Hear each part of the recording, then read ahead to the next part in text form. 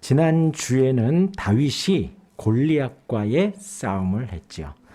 하나님께서 다윗을 사자와 곰의 손에서부터 건져냈다. 여호와를 욕하는 너 블레셋 사람들아 하고 다윗이 나왔습니다. 그래서 다윗의 믿음에는 본인이 양을 칠 때에도 하나님이 사자와 곰에서부터 건지셨기 때문에 지금 이 골리앗의 싸움에서도 이기게 하실 것이다 라는 거였어요. 그래서 제가 지난주에 말씀드리기를 하나님께서 우리의 신앙, 우리 안에 착한 일을 시작하신 분이 하나님이시기 때문에 그것을 분명하게 이루실 것이다 라고 말씀을 드렸습니다. 이어서 이제 그 뒤에부터 이제 오늘 요나단과 다윗이 헤어지는 장면까지 나오는데요. 사무엘상 이제 오늘 20장인데 17장 이제 하반절에 보면 지난주에 다윗이 그렇게 외치고 이제 골리앗 앞에 서는 장면이 나오게 됩니다. 다윗이 골리앗 앞에 나아갑니다. 사무엘상 17장 45절에 보면요.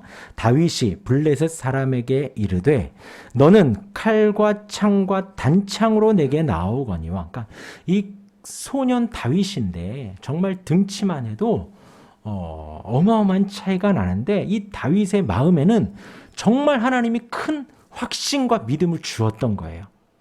그리고 그 다윗이 외치기를 너는 칼과 창과 단창으로 내게 나오거니와. 나는 만군의 여호와의 이름 곧 내가 모욕하는 이스라엘 군대의 하나님의 이름으로 내게 나아가노라 하는 거예요. 그러니까 하나님께서 지금 다윗에게 은혜를 막 부어주고 있다는 거죠. 눈에 보이는 저 거구가 전혀 두렵지가 않다는 거예요. 그렇죠? 뭐 사실 생각을 해보면 양을 칠 때에도 사자와 곰 자체가 크기가 크잖아요. 뭐 그냥 뭐 요즘 돌아다니는 강아지만한 것도 아니고 사실 강아지도 그 큰 대형견은 길에서 만나면 아무리 입마개를 하고 주인이 줄을 잡고 있어도 무시무시 하잖아요. 그런데도 양을 치는데 사자와 곰 앞에서도 그 어린 양을 입안에서 꺼낼 만큼의 그 용기, 하나님이 그 은혜를 주셨기 때문에 이제 골리앗을 보면서도 전혀 두렵지가 않았다는 것이죠. 그리고 그것을 다윗은 입술로 표현하기를 너는 칼과 창과 단창으로 내게 나오거니와. 뭐 요즘 같으면 권총, 따발총, 이렇게 바주카포, 넌 탱크로 오지만 그럴 거예요, 그렇죠? 나는 만군의 여호와의 이름, 내가 모욕하는 이스라엘 군대의 하나님의 이름으로 내게 나아가노라 했습니다. 그러면서 더하여 고백하기를 47절 우리 같이 한번 읽어볼까요? 사무엘상 17장 47절입니다. 같이 읽습니다. 시작. 또 여호와의 구원하심이 칼과 창에 있지 아니함을 이 무리에게 알게 하리라. 전쟁은 여호와께 속한 것인즉 그가 너희를 우리 손에 넘기시리라. 아멘. 정확하게 알고 있는 거예요.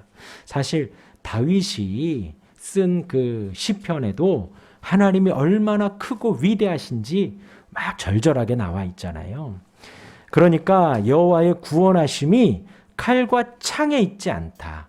우리 눈에 보이는 그 무기에 있지 않고 전쟁은 여호와께 속하였기 때문에 그 구원이 하나님께 있다라고 고백을 하죠. 그리고 나서 나가서 다윗이 블레셋 사람을 향하여 빨리 달리며 손에 주머니에 넣어 돌을 가지고 물매에 던져 블레셋 사람의 이마를 쳤다라고 했습니다.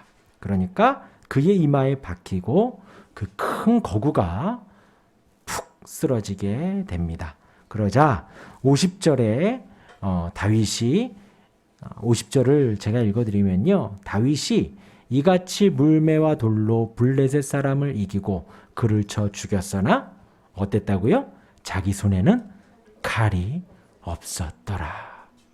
예, 정말 요즘 표현으로 소름 돋는 이야기예요. 그 큰 거구가 칼을 들고 위협하고 다가오는데 그것을 이긴 키 작은 다윗은 손에 칼이 없었다는 거예요. 다윗이 골리앗을 이기는 데는 사람들이 의지하는, 들고 나아가는 그 칼과 단창이 필요하지 않았다는 거예요. 그리고는 다윗이 이겼다는 것이죠. 칼과 창과 군대가 이기고 지구를 성패를 좌우하는 것이 아니라 오직 여호와의 이름이 그러하다라는 것입니다. 우리가 한 번 더 생각을 해보면요, 예수님이 마지막 기도를 하시고 나서 유다의 배신으로 인해서 끌려갈 때에 그들은 군인들이 와서 예수님을 끌고 갔습니다. 예수님의 그 공생의 3년 동안 예수님은 손에 칼을 쥔 적도, 무기를 쥔 적도 없는데도 불구하고 유다와 함께 군인들이 와서 그를 끌고 갔죠. 왕 앞에 서서, 많은 사람들 앞에 서서 예수님은 무기력하게 죽으시게 됩니다. 그러면서 제자들에게 그랬죠. 12천사나 더 되게 내가 이들을 무너뜨릴 수 있는 힘이 있는 줄 모르느냐. 하나님이 하시면 이 사람들 이기는 거, 하나님께서 천사 보내시면 금방 끝낼 수 있다. 그러나 그러한 폭력으로 같이 대응하지 않는다라는 거예요. 대신에 예수님은 죽음으로 그들이 다가오는 칼과 단창을 맞서셨습니다. 죽으셨고요. 무기력하게 죽으셨고요. 다시 살아나셨습니다. 그리고는 가장 궁극적인, 우리가 가장 두려워하는 그 죽음을 이기셨다는 것이죠. 온 세상을 굴복시키셨습니다. 우리가 하나님을 믿고 우리를 다스리시는, 온 세상을 통치하시는, 지금도 이 세상 만물을 다스리시며 나무가 피게 하시고 꽃이 피게 하시고 들풀도 하나님이 입히시고 나는 새도 먹이시고 온 세상을 지금도 너무나도 정확하게 다스리시고, 우리가 아까 찬양한 대로 우리를 부르시면은 후회도 없고 실수도 없는 그 하나님의 완벽한 계획 속에 우리를 부르신다는 것이죠. 그러나 세상은 칼과 창과 단창으로 나아가야 된다. 너희가 이 세상을 이기려면 힘이 있어야 되고 무기가 있어야 되고, 이 세상을 이기려면 정보가 있어야 되고 물질이 있어야 되고 권력이 있어야 된다 라고 말을 하는 거예요. 그러나 이 다윗은 하나님께서 내가 양을 칠 때 사자를 이기게 하셨고, 그리고 지금 나보다 몇 배나 더 큰 골리앗 너도 하나님이 이기게 하실 것이다. 그리고 그 말씀은 그대로 성취가 되었습니다. 예수님도 마찬가지죠. 하나님이신 그분이 물과 파도도 잔잔케 하시고 죽은 나사로도 말씀으로 살리시고 거기 모인 5,000명이나 넘는 백성들을 오병이어 어린아이가 가져온 도시락으로 배불리 먹이신 그 능력의 주님이 그 군인들 앞에 채찍을 들고 폭력을 쓰는 그들 앞에 가만히 계셨다는 것이죠. 그들의 폭력과 권력 앞에 예수님은 죽으심으로 다가가셨습니다. 그리고 결국 하나님이 계획하신 그 어마어마한 구원의 사역을 예수님이 성취하시고 이루셨다는 것이죠. 궁극적으로 승리하셨고, 이제 온 세상의 악한 것들은 그 하나님을 두려워합니다. 주님이 다시 오십니다. 우리 예수님이 다시 오셔서 심판의 권세를 가지고 이 땅에 오셔서 우리를 심판하셔요. 우리는 그날을 기다립니다. 너무나도 기다리죠.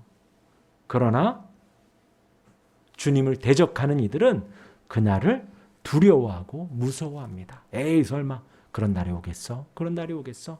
그러나 그 마음 한켠에는 정말 온다면 하는 두려움이 그들에게 있게 되어지는 것이죠. 그렇게 다윗과의, 골리앗과의 싸움에서 승리한 다윗이 이제 사울 앞에 서게 됩니다. 이제 17장의 마지막은 사울이 그에게 묻되 소년이여 누구의 아들이냐?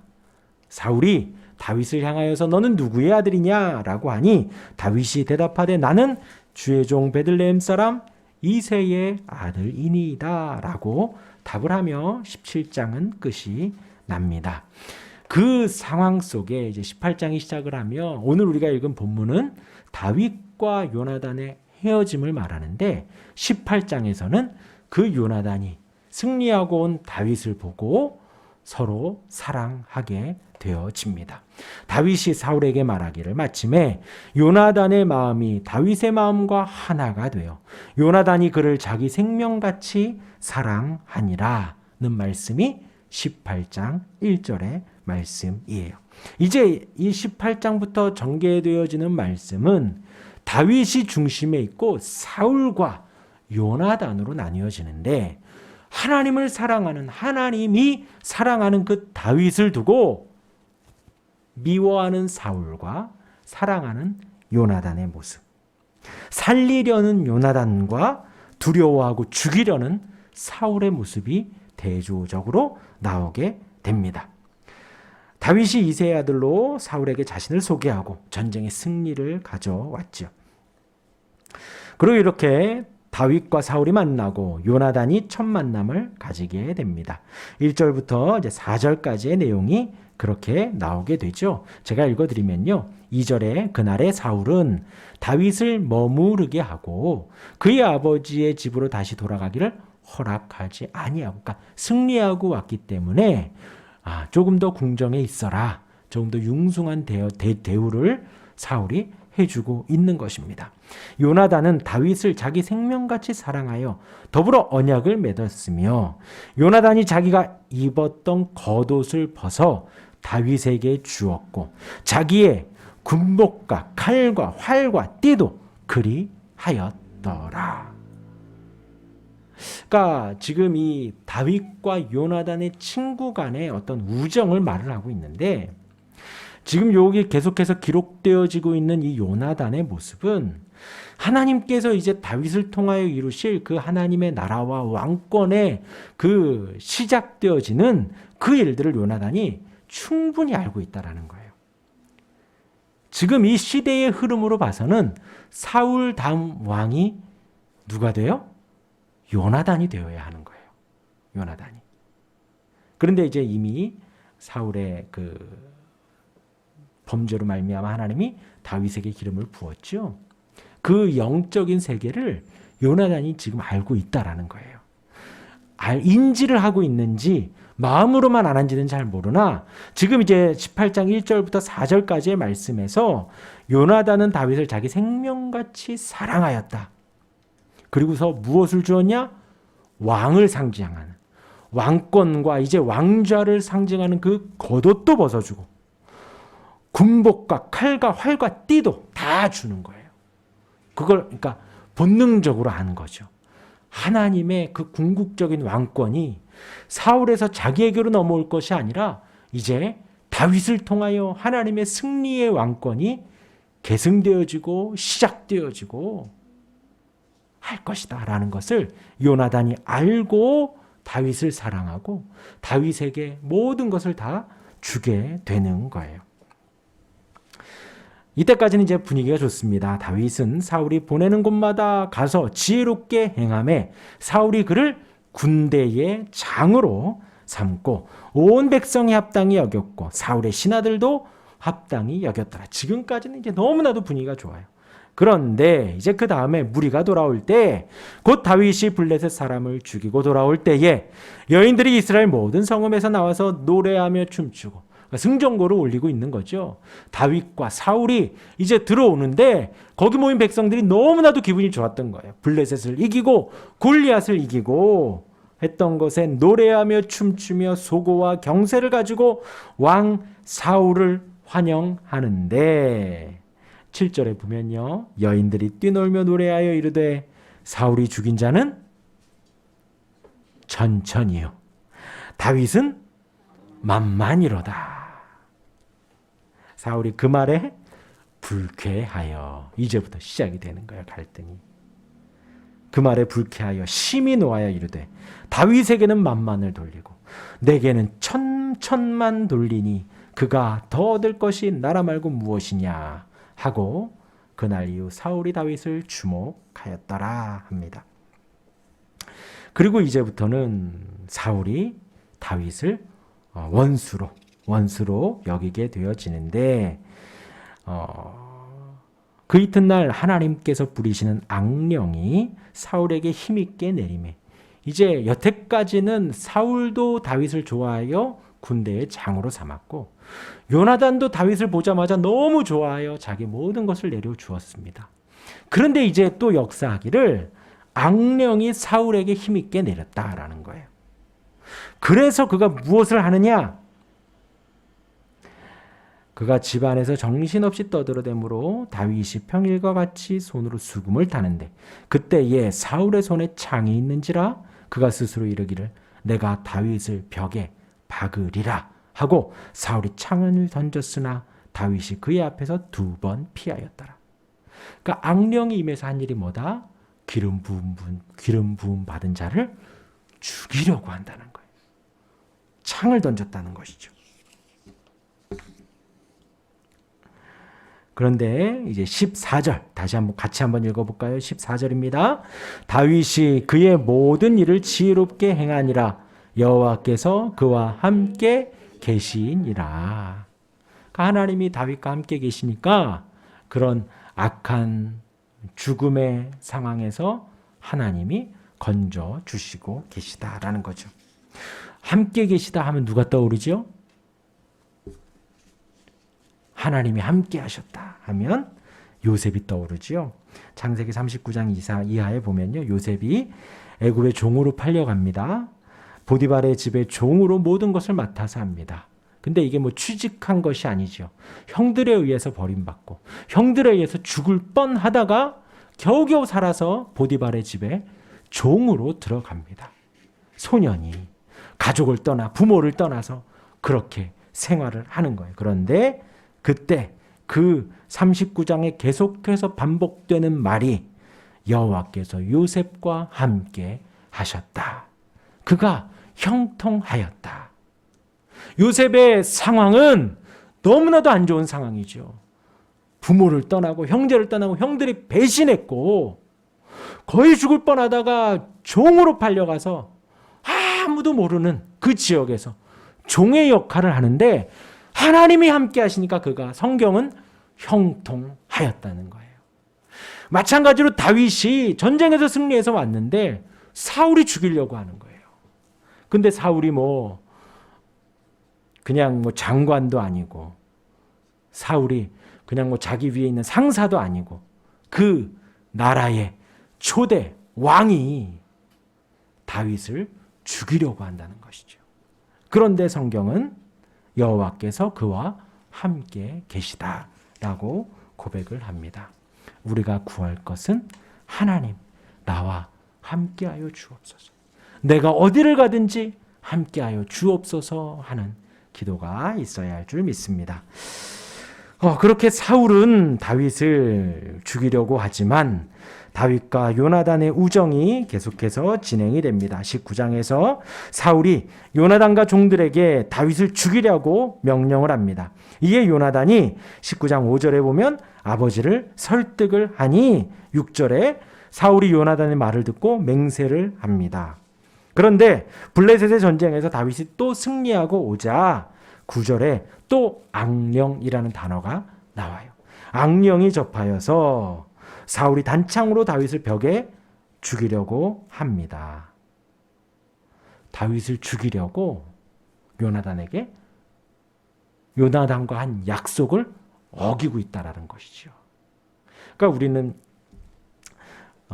악령, 귀신, 마귀 하면 사실 우리가 되게 무섭고 두렵고 하지만 사실 그렇게 두려워할 것은 없고요. 다만 우리 안에 거짓말을 하려고 하고 폭력을 쓰려고 하고 죽이려고 하고 그런 하나님과 대적되는 하나님을 알되 하나님을 두기를 싫어하고 그 악한 것들이 옳다라고 생각되어질 때 폭력을 정당화하려고 하고 거짓을 정당화하려고 하고 꼭 진실인 양 포장하려고 하고 그러한 내 모습이 있을 때 이것이 바로 귀신, 마귀, 악령이구나 라고 우리가 생각을 하면 됩니다. 그러니까 하나님을 등지게 하는 거예요. 하나님을 떠나게 하는 거예요. 제가 로마서 1장 한 구절 읽어드리겠습니다. 로마서 1장 21절 이하에 보면요. 하나님을 알되 하나님을 영화롭게도 아니하며 감사하지도 아니하고 라는 거예요. 하나님을 알아요. 예배를 합니다. 말씀을 보고요. 기도를 해요. 그런데 하나님을 영화롭게 안 하는 거예요. 내가 더 영광을 받으려고 하는 거예요. 그게 누가 하는 짓이다? 마귀가 하는 짓이다. 감사하지도 아니하고 오히려 그 생각이 허망하여지며 미련한 마음이 어두워졌다라는 거예요. 그래서 스스로 지혜 있다 하나 어리석게, 그것은 실상은 어리석다라는 거예요. 썩어지지 아니하는 하나님의 영광을 썩어질 사람과 새와 짐승과 기어다니는 동물 모양의 우상으로 바꾸었느니라. 이게 바로 마귀가 귀신이 하는 짓이다라는 거예요. 하나님을 등지게 하고 영광스러운 하나님을 등지고 그냥 나무고 쇳덩어리를 섬기게 한다라는 것이죠. 그래서 28절 이하에 보면요. 또한 그들이 마음에 하나님 두기를 싫어하며 또 강조를 하는 거예요. 우리 마음 안에 하나님이 있어야 되고 하나님을 사모해야 되고 내 마음 안에 하나님이 있기를 더 바라야 되는데 하나님 두기를 싫어한다는 거예요. 하나님께서 그들을 그 상실한 마음대로 내버려 두사 합당하지 못한 일을 하게 하셨으니 그 합당하지 못한 일이 무엇이냐? 로마서 1장 29절 이하에 보면요. 곧 모든 불의, 추악, 탐욕, 악의가 가득한 자요. 시기, 살인, 분쟁, 사기, 악독이 가득한 자, 수군수군하는 자요.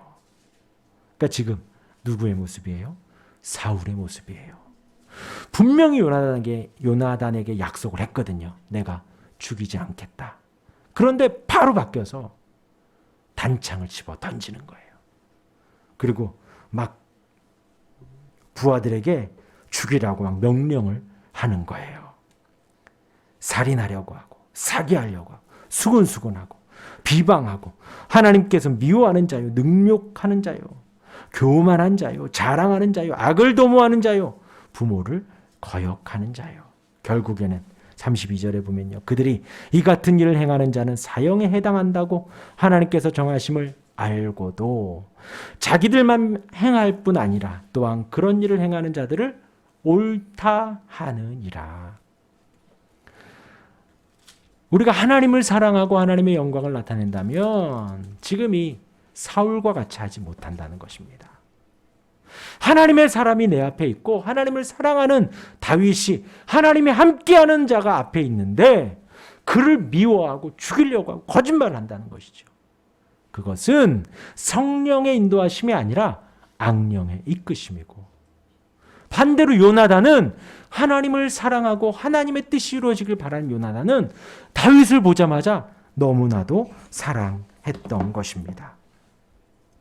그래서 이제 그렇게 오늘 20장의 말씀은 요나단과 종 또 다윗이 등장을 하면서 요나단이 다윗에게 사인을 주어서 사울이 너를 정말 죽이려고 한다면 내가 내 종에게 아이에게 화살이 내 이쪽에 있다라고 하면 사울이 너를 살리려는 거야. 그런데 내가 외치기를 화살이 내 앞쪽에 있다라고 하면 사울이 너를 죽이려고 마음을 먹은 것이니 너는 어서 도망가거라. 그 약속을 한 거예요. 그리고 우리가 읽은 말씀이 그것에 대한 결론이 되어집니다. 화살이 내 앞쪽에 있지 아니하냐 하고 요나단이 외쳐서 다윗으로 하여금 살게 하려고 하는 사인을 맞추어 준 것입니다. 사울의 죽음의 위기에서 도망치게 한 것이지요. 우리 42절 같이 읽겠습니다. 20장 42절이요. 시작. 요나단이 다윗에게 이르되 평안히 가라. 우리 두 사람이 여호와의 이름으로 맹세하여 이르기를 여호와께서 영원히 나와 너 사이에 계시고 내 자손과 내 자손 사이에 계시리라 하였느니라 하니 다윗은 일어나 떠나고 요나단은 성읍으로 들어가니라. 지금 이 모습이 하나님의 사람들의 모습이에요. 하나님을 사랑하고 서로 사랑하는 그 마음 속에서는 하나님이 우리 사이에 있다라고 하며 지금 이들은 헤어지지만 사실 하나 된 모습이죠. 주 안에서 축복되고 주 안에서 하나 되게 하고 그가 살기를 잘 되기를 진심으로 바라며 축복하는 거예요. 그러니까 그냥 육적으로 만나고 헤어지는 게 중요한 것이 아니라 서로 각자의 자리에서 하나님을 너무나도 사랑하고 사모하며 서로 축복하고 주 안에서 하나 되어져 가는 그 모습. 요나단은 자기의 군복도 벗어 주었죠. 자기의 무기도 다 주었습니다. 바로 그것이 주 안에서 교제이고 사랑과 우정이지요. 오늘 말씀은 이제 다윗과 골리앗의 싸움에서 다윗은 창과 칼로 나가지 않았습니다. 위대하신 여호와의 이름을 의지하여 나갔고 다윗이 이겼을 때의 손에 칼이 없었더라 하였습니다. 우리의 싸움도 마찬가지예요. 이 세상을 향하여서 정말 골리앗처럼 커 보이지만 하나님의 이름으로 우리가 한 걸음 한 걸음 나갈 때 하나님은 우리에게 승리를 주십니다. 예수님이 죽음으로 부활로 승리를 주신 것처럼 승리를 주시지요. 다윗이 이제 왕으로부터 죽임당하는 그런 위기에 놓여 있지만 하나님이 다윗과 함께 하셔서 다윗을 인도해 가십니다. 요셉을 인도하신 것처럼 형통하게 하신 것처럼 우리의 구할 바는 하나님의 함께 하심이 되겠지요. 그리고 아쉽지만 사울 안에 악령이 임했다고 했습니다. 악령은 그 어떤 요즘 나오는 좀비나 그런 것이 아니에요. 우리 마음 안에 거짓과 진실을 감추려고 하는 것과 또 살인과 음란과 간음과 하나님 두기를 싫어하는 모든 마음이 내 안에 악령이 있다라는 거예요. 그리할 때에 우리는 겸손히 주 앞에 무릎을 꿇고 하나님 이를 내몰아 주시고 사울과 다윗이 아닌 다윗과 요나단처럼 서로 사랑하며 축복하고 주 안에서 서로 살기를 주 안에서 서로 축복하기를 해나가는 그런 참된 교제를 해야 할 줄 믿습니다. 이 말씀 기억하시며 오늘 기도하기를 바랍니다. 우리 아버지 사랑 내가 노래 찬양하고 기도하는 시간 갖겠습니다.